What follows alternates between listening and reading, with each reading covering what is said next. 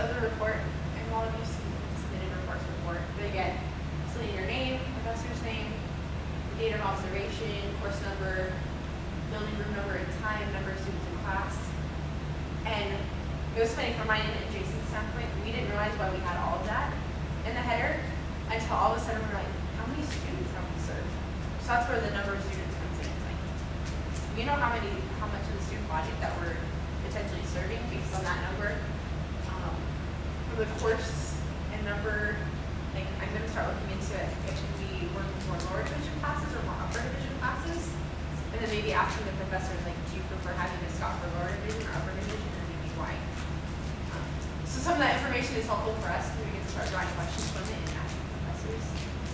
And then the building, especially not necessarily the building, I don't remember, but the time, like we know now that like from like 10 to 2, those are our most popular starting times. So I'm hoping to get that published to you guys as you're making your class schedules. You're like, this class is over at this time or this time, but I also need to work, you know, to pay rent and buy gas. It's expensive. Like, then you guys can know, like, if I keep some of the space open, then hopefully they'll have more work assignments more consistently.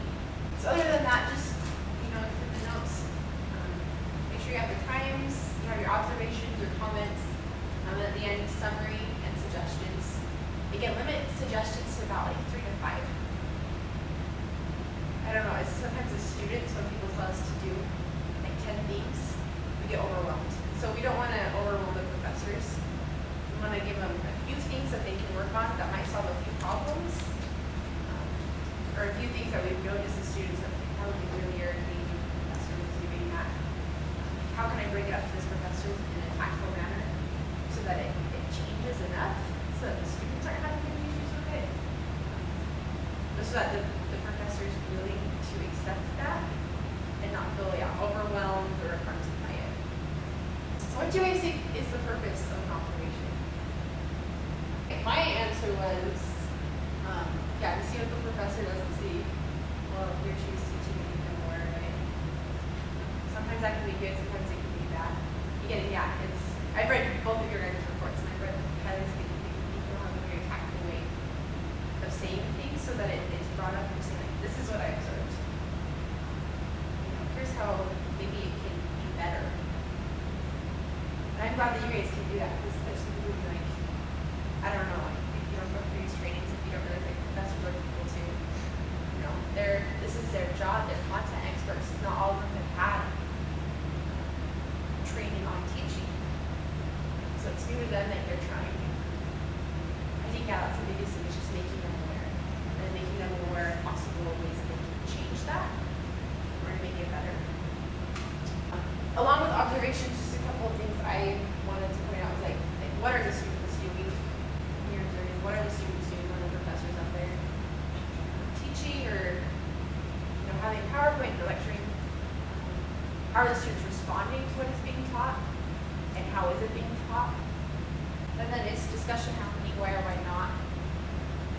I know when Kristen Harris worked with us, she did a shadow interview, and she always bring up, like, how are the questions being raised? Are they allowing for discussion? Or is it a yes or no answer? So I remember for one of my professors that I was studying, I started like keeping track of like what questions led to discussion and how did she ask them versus did she ask a yes or no answer? And so the student said yes or no. She's like, give me more evidence to discussion going. What are some of the things that you guys like to observe? Like, what has been your most significant finding doing an observation? Also, are there any environmental factors affecting classroom students? I think a lot of the times I pay attention to like students and what the students are doing, like they're on their laptop, like paying attention if they're actually on task, like doing group work, or if they're just talking about like random crap, stuff like that. But sometimes the professor will notice that sometimes they won't, like especially if they're walking around trying to help other people, they're focused on what's going on instead of, oh, there's like 20 other people that are just kind of talking and not paying attention to what the professor's doing.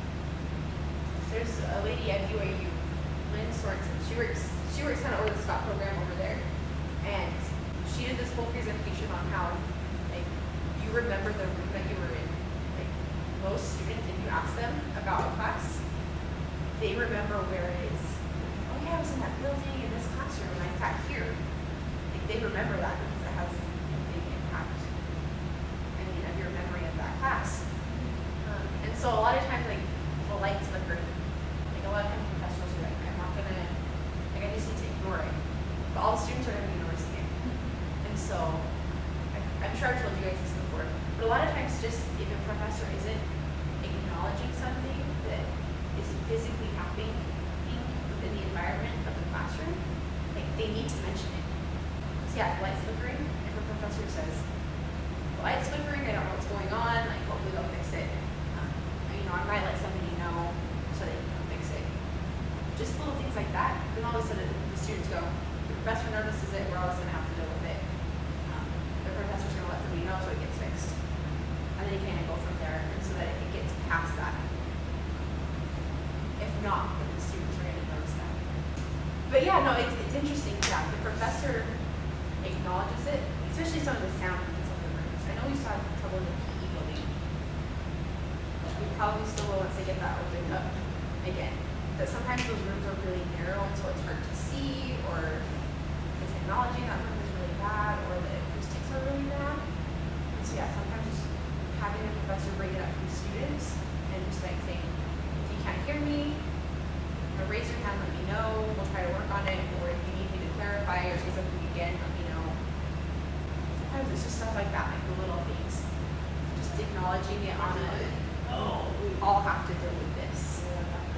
Then it kind of helps build past that. Whereas with some students, the professor doesn't acknowledge it, then throughout the classroom, doesn't notice this, or that stupid light is still bugging me.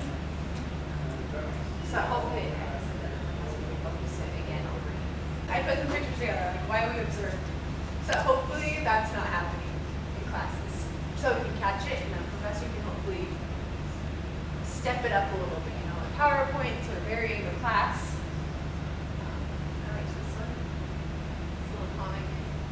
And it made me think of, there's sometimes professors have to explain their point. And they never ask questions, or they never, like, I don't know, there's sometimes where you can see I sound like forever. And then I was thinking that we need classes kind of like that, where students are engaged, they're focused. The professor is involved, the students are involved, they're not sleeping, stuff like that. Questions, comments? Or if you don't have any questions or comments, then I have a question. What's the most difficult part of doing an observation or creating a report? Sometimes for me it's deciding what to put in it and what to take out. Or like what to like, because sometimes like multiple things are happening at one time. Like pick and choose which one you want to make a comment about, which one you don't. So it's kind of hard. Or you're like trying to write something down to like report, and then you're like missing a couple other things. So you're trying to figure it out. I go through that, yeah, where I have extensive notes. I wrote this down for some reason. Why did I even write it down? Or you start remembering things that happened. I didn't make a note about that. Like it happened in between here, so I'll just kind of add a comment.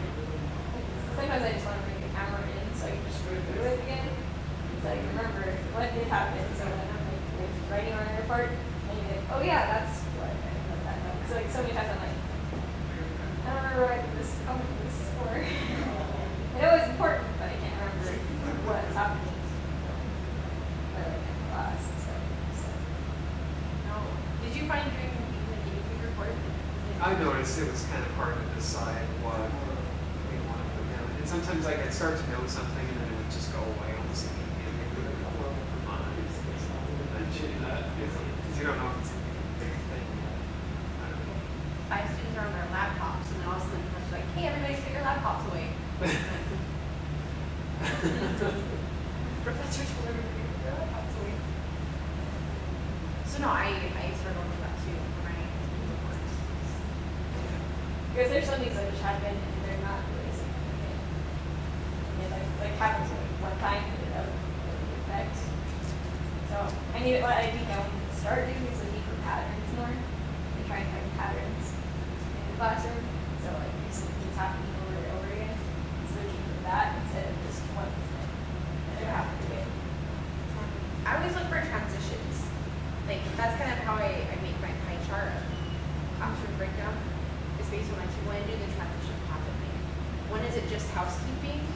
That's kind of my general things. Housekeeping is like taking a role, getting things back.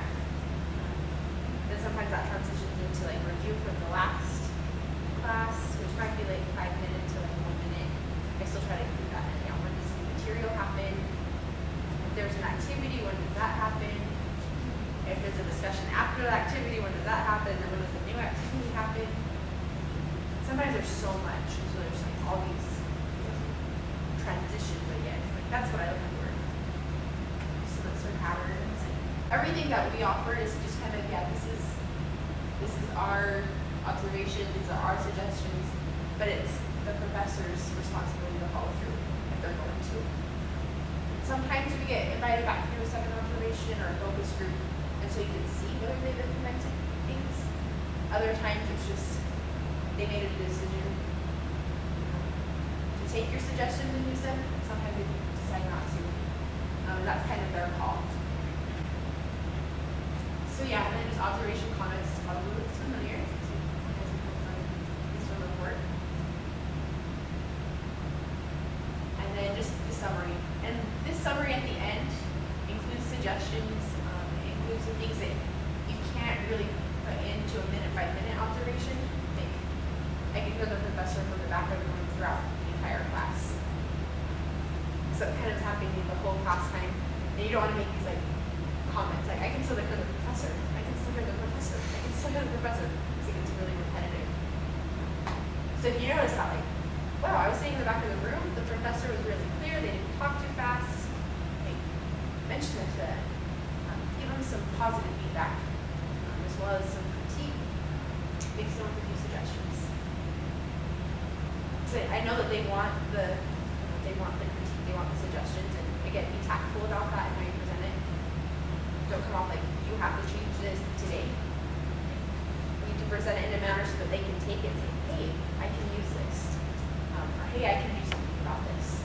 So when you're doing a focus group with a class, usually, stand up by the board and you'll have 3 questions that you'll have on a sheet beforehand. So what do you find helpful? What is it? What do you find helpful to your learning? What hinders your learning? What hinders your learning, and what suggestions do you have? And sometimes professor adds. I've had like up to like 8 questions, 10 questions once. That's a little enrichment. Yeah, so you usually have about 20 minutes. So when you meet with the professor, you'll talk to him, and if they say, I want you to come interview my class. Okay, and then you'll say that you need about 20 minutes beforehand or 20 minutes at the end of class.